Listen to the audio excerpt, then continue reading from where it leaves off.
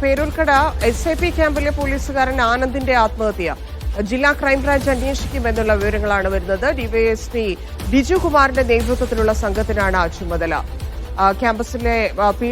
ക്യാമ്പിലെ പീഡനങ്ങളാണ് മരണത്തിലേക്ക് നയിച്ചതെന്ന കുടുംബത്തിന്റെ പരാതിയാണ് അന്വേഷിക്കുകയെന്ന് മനസ്സിലാക്കുന്നു. സിജോ വിജോൺ വീണ്ടും ചേരുന്നുണ്ട്. സിജോ, ഇതിന്റെ വിശദാംശങ്ങൾ.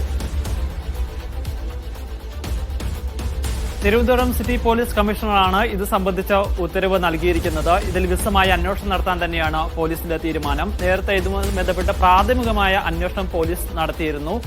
DIG ഇത് സംബന്ധിച്ച റിപ്പോർട്ട് ഹെഡ്ക്വാർട്ടേഴ്സ് ADGPക്ക് സമർപ്പിക്കുകയും ചെയ്തിരുന്നു. ഇക്കാര്യത്തിൽ യാതൊരു തരത്തിലുള്ള പിഴവും പോലീസിന്റെ ഭാഗത്തുനിന്ന് ഉണ്ടായിട്ടില്ല എന്നുള്ളതായിരുന്നു ഈ റിപ്പോർട്ട്. ആദ്യം ഒരു തവണ ആനന്ദ് ആത്മഹത്യയ്ക്ക് ശ്രമിച്ചിരുന്നു. അതിനുശേഷം ആശുപത്രിയിൽ പ്രവേശിപ്പിച്ചു. തുടർന്ന് ആശുപത്രിയിൽ തന്നെ തുടരാൻ വേണ്ടിയാണ് പോലീസുകാർ നിർദ്ദേശിച്ചത്. പക്ഷേ തനിക്ക് തന്റെ ക്യാമ്പിലേക്ക് പോകണമെന്നൊരു ആവശ്യമാണ് പറഞ്ഞിരുന്നത്. അവിടെ എത്തി കൗൺസിലിംഗ് കൊടുക്കുകയും ചെയ്തിരുന്നു. ആ സമയത്തൊക്കെ സന്തോഷവാദനായിട്ടാണ് ഇരിക്കുകയും ചെയ്തിരുന്നത്.